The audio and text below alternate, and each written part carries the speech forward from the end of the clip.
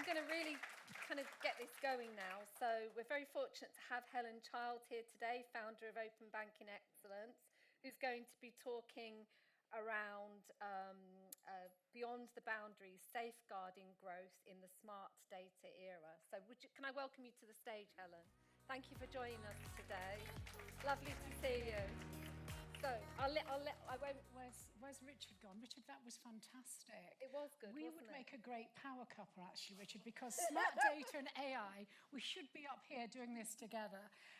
Good morning, everybody. I'm delighted to be with you, and it's great to see so many happy, friendly, smiling faces. And it won't be too long before there's an avatar doing this, I'm sure. Okay, so what are we here to do to talk? Beyond the boundaries, safeguarding growth in smart data area. Now, most people, and there are people I know in the audience, expect me to get up here and, rah, rah, rah, open banking, let's all go over the hill together. There is going to be something in that as well. But let me just start by talking. There's one slide, to use Richard's line, a little bit of shameless self-promotion, but it's relevant, and I want to make it relevant.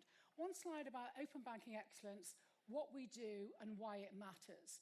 So we've been involved in open banking since before it was launched.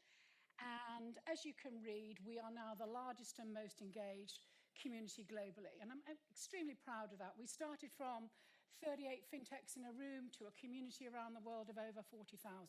So we've been at the heart of the ecosystem, making things happen quietly behind the scenes. What we've done now is we've pivoted. But I like to call it pirouetted, because I think that has a little bit more grace. We've pirouetted from community to consultancy. And what we do is from that world-class talent pool we have in our community, we resource projects around the world.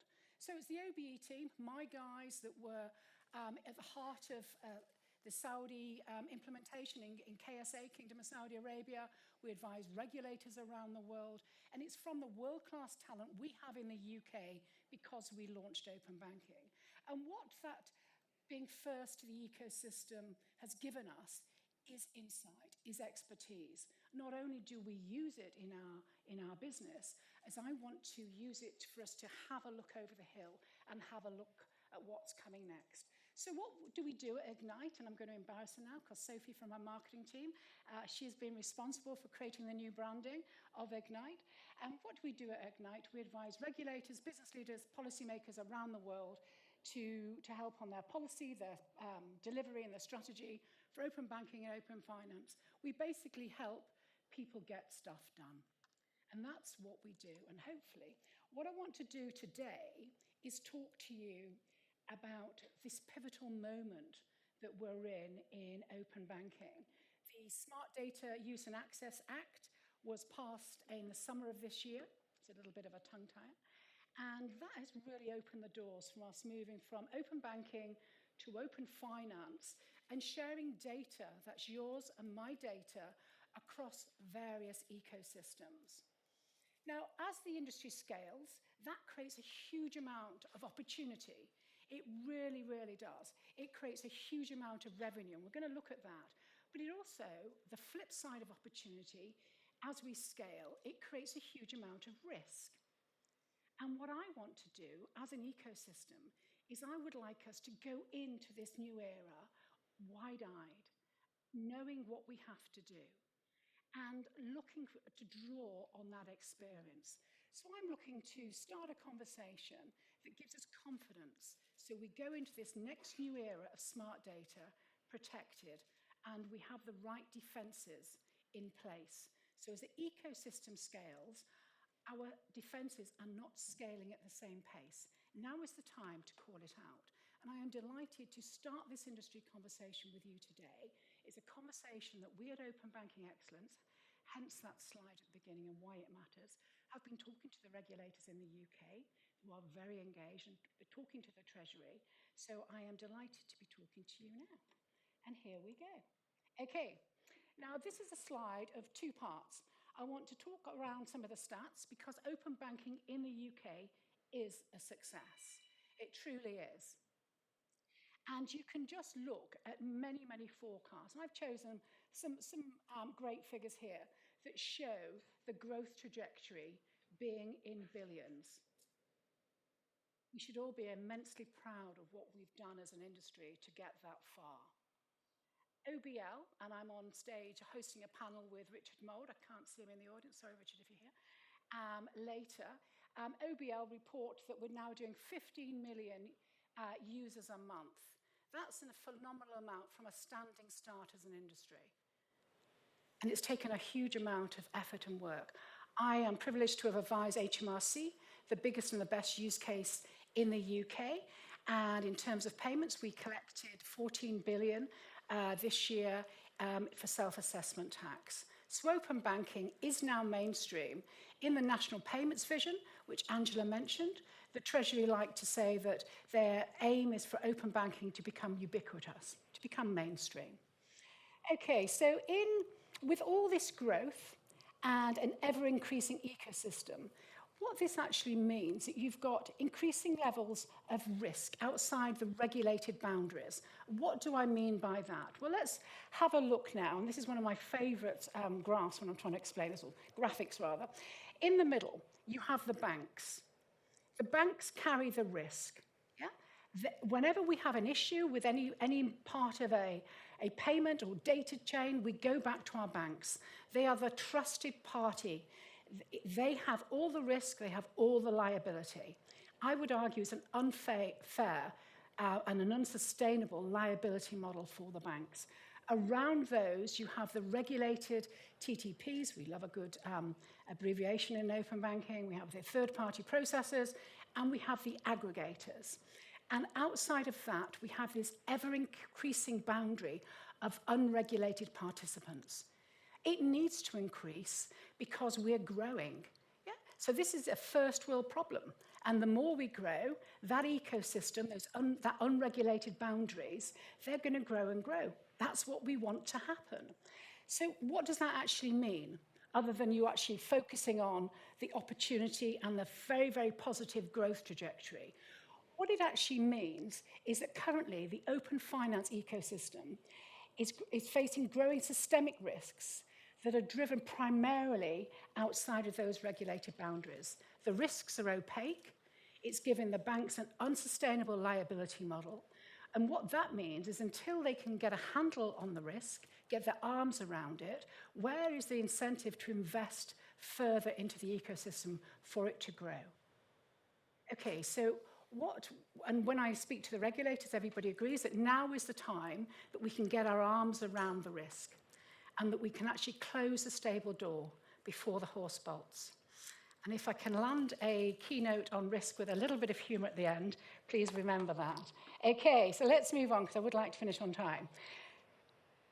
As an industry, we've talked about an inflection point, this mythical inflection point.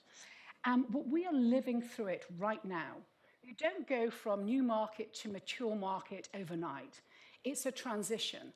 And we're in it now. This is the inflection point. You've just seen the figures, where we are ubiquitous. Whether ubiquitous is 20% or 30%, we are living through this now. But let's look at what it means for all of the ecosystem.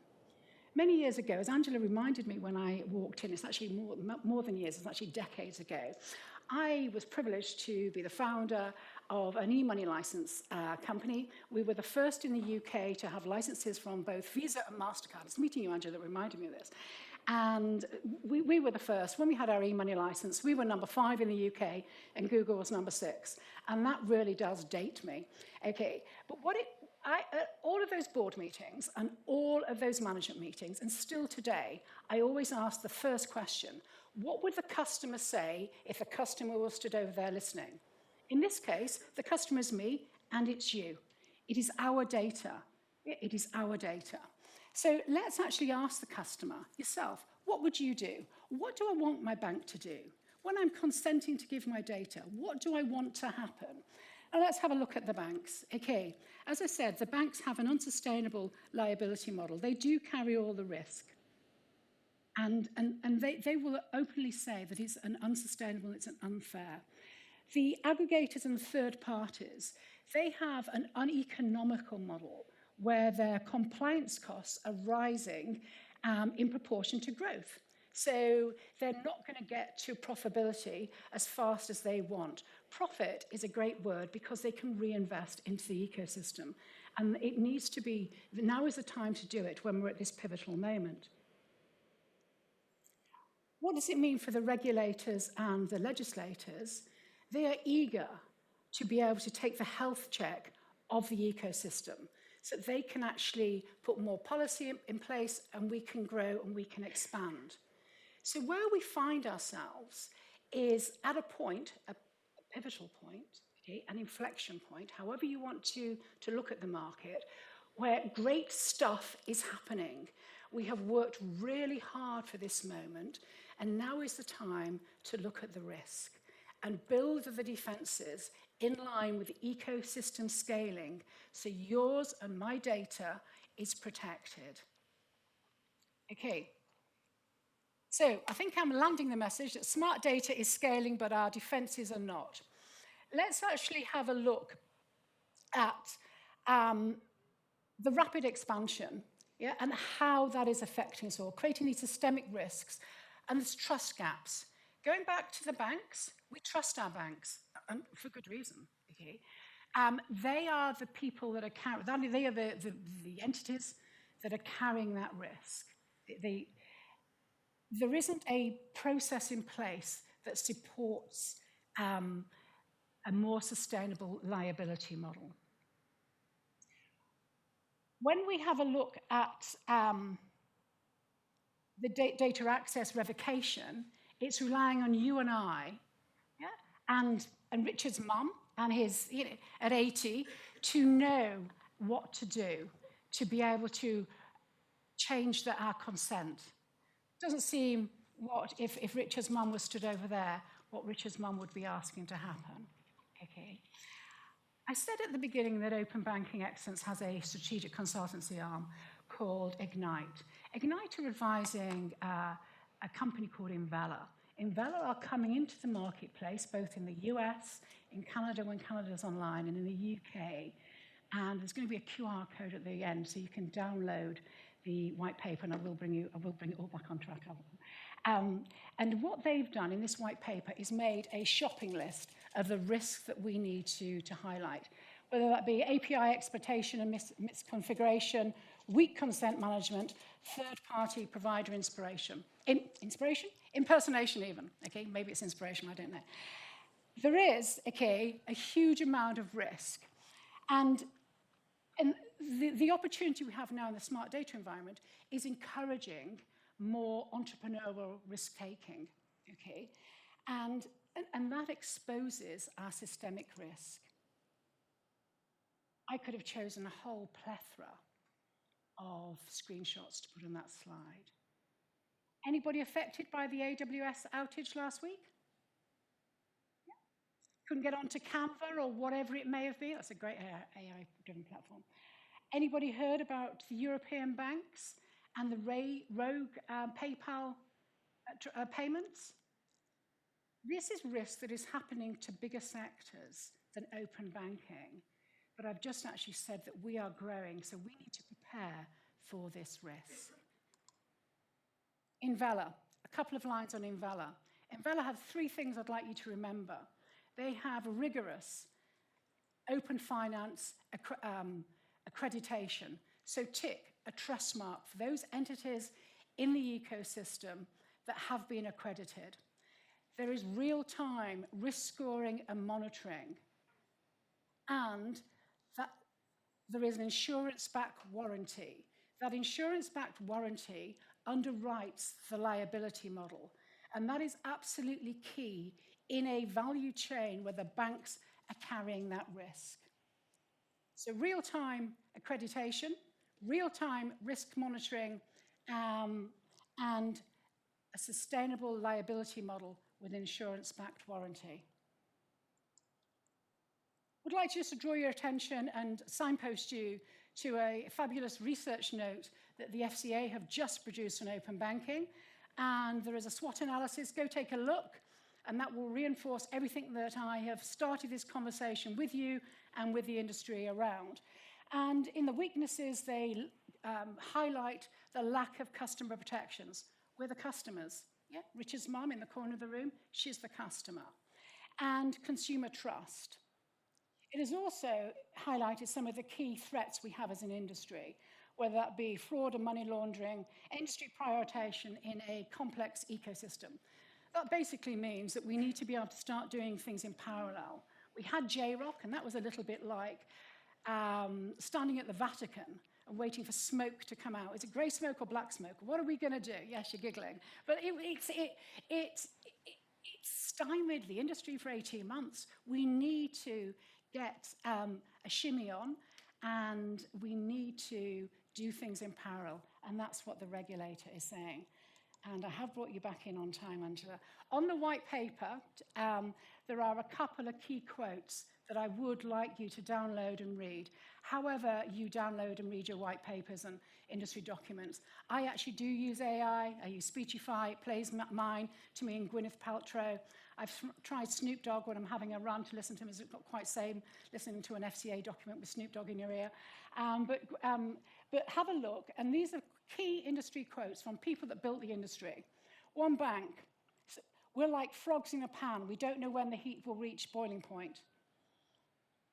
A very senior person in the industry that you will all know. We need to get a handle on this before we enter the smart data world.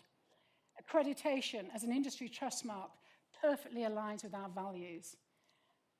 And my favorite, it's not a question of when, everybody can see this coming. The only choice is whether we act now to close the stable door before the horse bolts. I would like to introduce you to Buckleby Bill. And this is a horse that bolted. He galloped for 3 miles around Wiltshire. And I just wanted to land my message on risk as a very dry topic with a little bit of humor. Please don't back the silent saboteur. Please take this conversation back to your industry and to your business and your community, whatever your line of business in, and start looking at how, as the ecosystem scales in the smart data, exciting world we're going into, how we can build the defenses. Thank you very much for your time. That's a QR code I would love you to download and start this conversation. If you do nothing else but go back to your business and say, I heard Helen on stage, she had the courage to actually stand there, show a racehorse that had bolted out of its stalls, to get the message out, we need to close the stable door before the horse is bolted. I have done my job, as I promised the Treasury and everybody else I would do. Ladies and gentlemen, thank you very, very much for your time. And are we on time? We're on time. Thank you. I love that, get a shimmy on. I haven't heard that for ages. I love that comment. But the point is, you're completely right, Helen.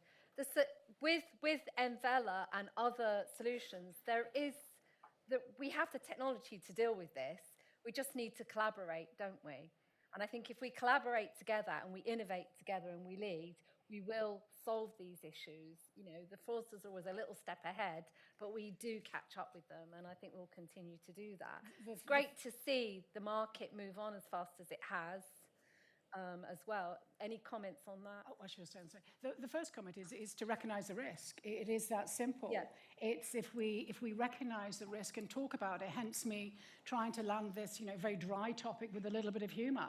Yes. If nothing else, remember, close the stable door before the horse bolts. Buckleby Bill. It's as much about collaborating internally and getting this on your risk register, as well as being, open-eyed and clear-eyed and saying, open banking is a success, open finance will be a success.